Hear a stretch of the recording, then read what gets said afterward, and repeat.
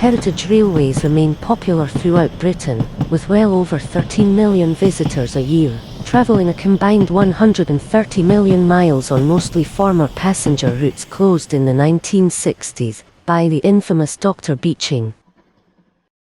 This is the story of one of these heritage railways, the Doon Valley Railway in East Ayrshire.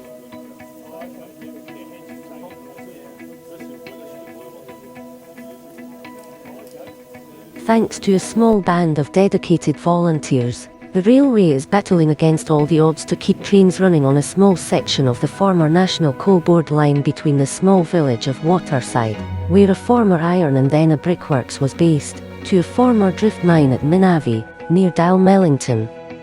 The Waterside system joins another 15-mile section, now closed, through to Ayr.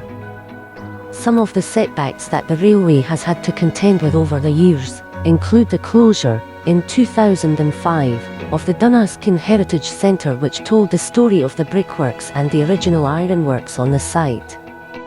A more recent setback were the lockdowns as a result of the recent COVID pandemic. But, thanks to a lot of hard work by the volunteers, the railway is back on track. Looking out across the wild beauty of nearby Loch Doon, it's hard to imagine that the surrounding area of the Doon Valley had a significant industrial past. Yet, like so many areas of Scotland, East Ayrshire is a graveyard of old coal mines and remnants of other industrial activity over the years. Deep mining in the area ended in the late 1970s, but opencast coal was still being mined at the Chelmerston site outside the small town of Dalmellington until late 2010. With the loss of the area's traditional industries, Dalmellington has suffered from economic decline over the years. But just 3 miles from Loch Doon, the largest loch in southern Scotland, it offers a range of facilities for visitors to the area. It was here at the post office in Dalmellington that the Horizon IT bug was first discovered, leading to the largest miscarriage of justice in British history when more than 900 sub-postmasters all over Britain were wrongly prosecuted by the post office for theft and false accounting because of their faulty software. The railway between Dalmellington to Ayr was built in 1847, not for the transportation of coal, but to connect Dalmellington's growing ironworks industry at Dunaskin for onward shipment. When the local ironworks industry declined and finally closed in 1921, the works were turned over to making bricks, and together with coal mining, the brickworks continued through to the mid-1970s, providing the 15-mile rail line to Ayr with a steady flow of traffic after passenger services from Dalmellington closed in 1964. However, coal trains continued to run from the Chelmerston site right through until October 2010, when opencast mining ceased and the railway to Ayr was mothballed. Today, the area's industrial railway heritage is being kept very much alive, thanks to the Ayrshire Railway Preservation Group, and a small section of this line still sees train traffic, not for iron or coal, but for tourists and visitors. Formerly based at Minavie, the Doon Valley Industrial Railway moved to the former iron and brickworks at Dunaskin, in agreement with the Heritage Trust. The original workers' cottages at Waterside are now private homes, and the site at Dunaskin still has most of the former brickworks buildings, which are now Category A listed. Most of Britain's 211 heritage railways are on former passenger lines, which makes the Doon Valley Railway a little more unusual in the world of railway preservation.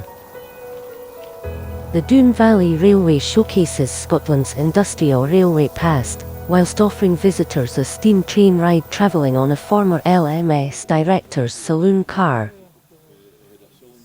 There's little doubt that heritage railways still have an abiding appeal with the wider public, who are eager to see a real steam locomotive working. So it is perhaps little surprise that many heritage railways deliver significant economic benefit to their local economies. And in economically depressed areas like the Doon Valley, any positive impact the railway can bring to the local economy is to be very much welcomed, although it is not always easy to assess exactly what that impact is. Doon Valley Railway Chairman Archie Tom explains. How much of an effect we actually have on the economy of the Doon Valley is very difficult to assess. There aren't that many businesses in the area which would benefit from the tourists that we bring in, but there are other tourist attractions in the area which we're working towards a situation where we feed into each other. And there is a master plan for development of all sorts of things in the area, and we're very much a part of that. Joint tourism initiatives such as this are seen as the best way to maximise the potential benefit to the local economy. And Doon Valley Railway has big plans for the future, including doubling the distance their trains travel and creating a new museum in the old wagon works. So back in the day, this was the wagon repair shop, which is where all of the wagons that were used on the private system here at Dunaskin were built and maintained. We've cleared this section and the sections next door to become our new museum. The intention is for this to house the narrow gauge exhibits and next door to house the other exhibits. This will include an area to exhibit standard gauge locomotives and wagons. So this will be our main exhibition area. We are concreting the floor here and we'll have rails laid down for the standard gauge exhibits. You can see the level that the rail will be. Over in the corner we have a Denali, which is a very rare people mover. We believe that's the last one left in the UK. Running a railway may seem a dream for many men who had a train set when they were younger. But running a railway for real is a great deal more complex and challenging. What the public sees when they come on here, of course, is the fun side of running a railway, but we're subject to the same rules and regulations as every train that operates in the country. So we have to have safety management, and of course we have to have financial management. We have a board of 9 directors who divide the responsibility for that among themselves. And there's a lot of background work which is, in some cases, quite a thankless task, you might say, but is absolutely essential if the volunteers want to come and play with the trains and open to them to give the public rides on them.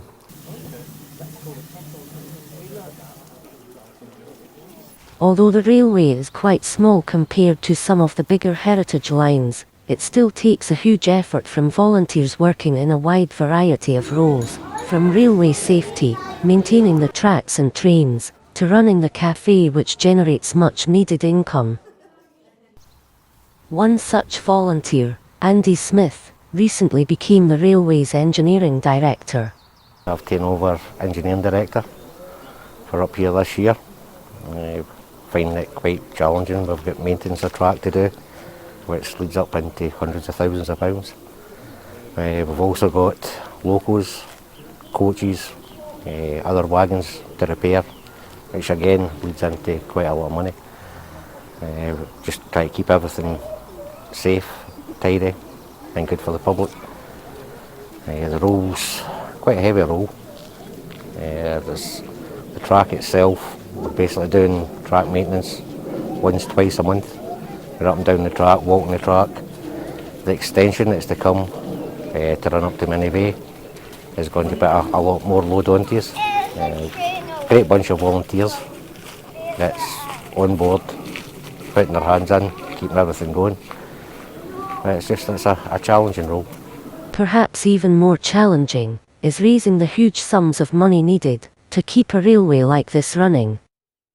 That responsibility falls to the railway's fundraising director, Alex Wallace. But, he says, the railway has been fortunate to secure sponsorship from a company behind the reopening of the Springburn Railway Works in Glasgow. We had a major step forward in that our major sponsor are Gibson Engineering, who operate Springbank Works, and we lean heavily on them for repairs and backup, which is a major cost for all the heritage railways. And in that, we really have landed on our feet, let us say.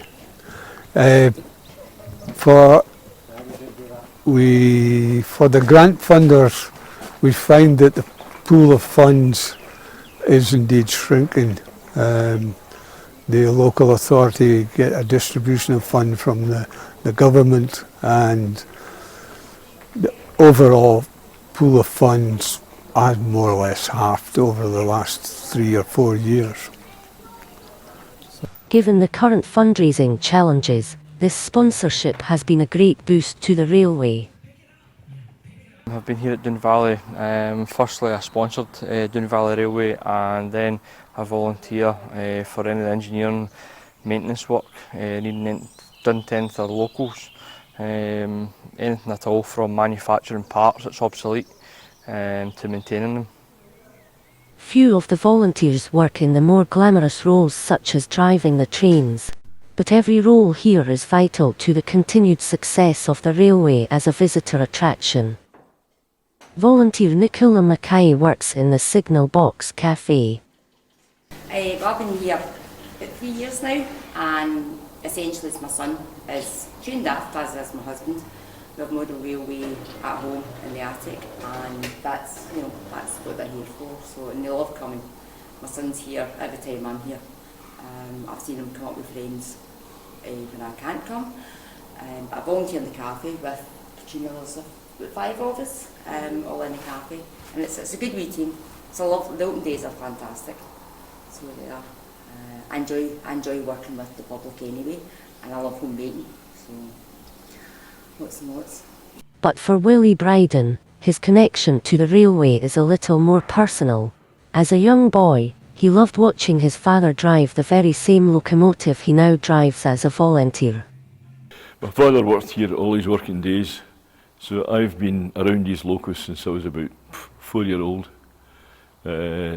always in them and on the footplate, and so it followed that I would have an interest. Once I retired, I would come up here and try and see what I could do to try and preserve the heritage of the place, which is really goes on quite a bit. I mean, the Mellington Iron Company's been here since 1847. It's quite a while. This loco was built 1947 by Andrew Bartley in Kilmarnock. And it worked here until 1978. Then went into preservation. So it's actually been in preservation longer than its working life. He remembers with fondness riding on the footplate of number 10 when his father was the locomotive's driver. It sparked his lifelong interest in railways. But he never imagined he would one day be driving the very same locomotive many years later. I was always up here. My father used to take me in the footplate, and I was always around here because it was one of my interests. When there was about 8 or 9 locomotives working here daily at that time, and it was just one of these things. Nobody cared in those days. You could walk into the shed and look at the locos, and things are changed now, especially in industry and in the railway. Changed days indeed.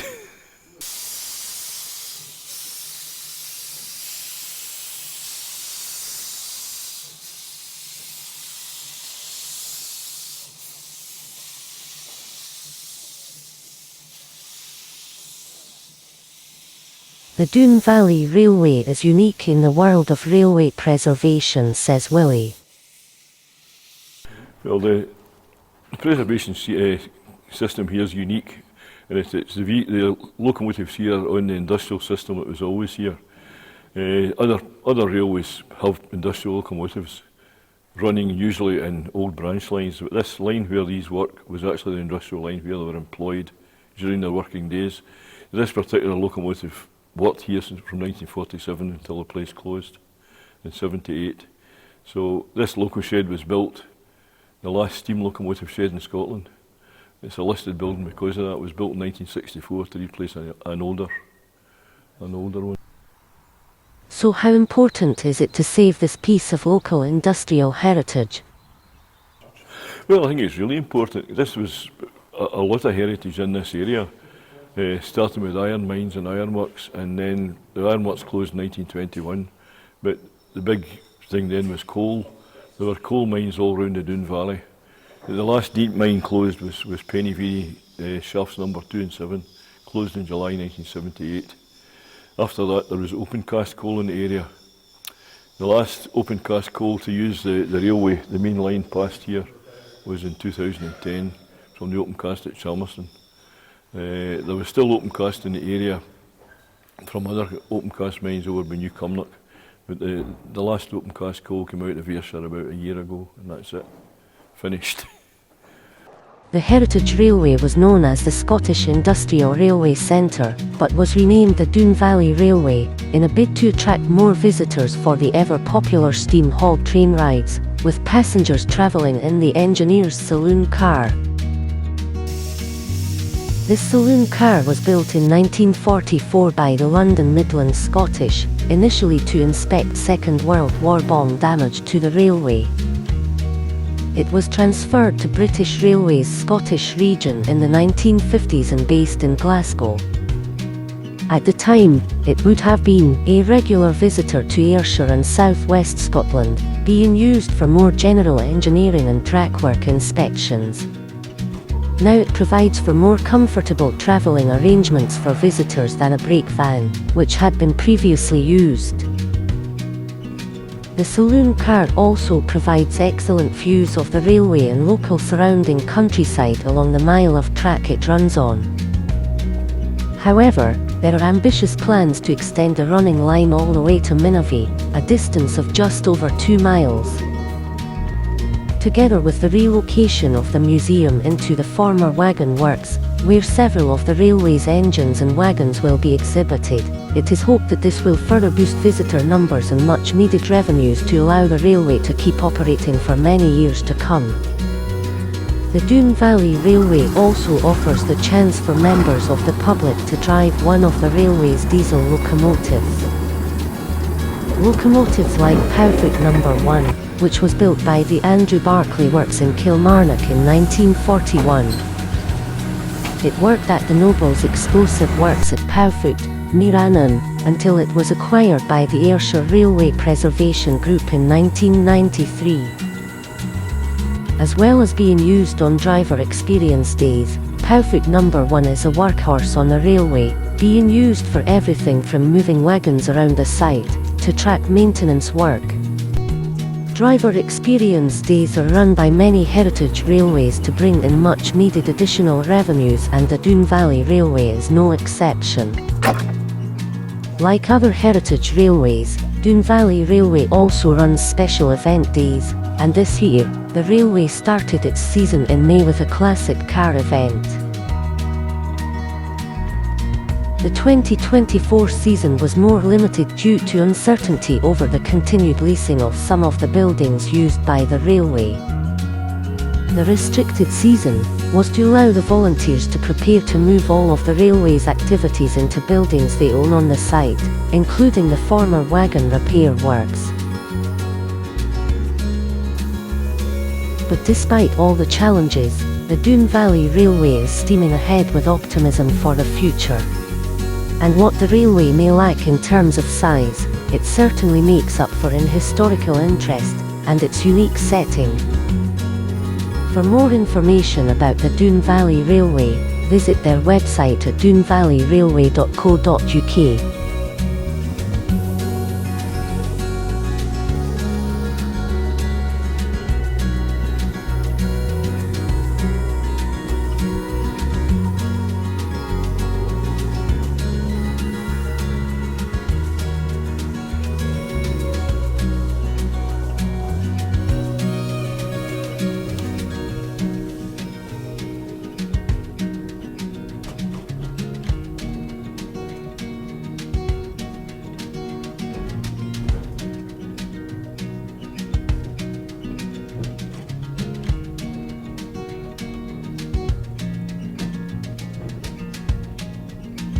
Like, share and subscribe to the Scotland channel and visit our website at thescotlandchannel.tv for more information about us and forthcoming films.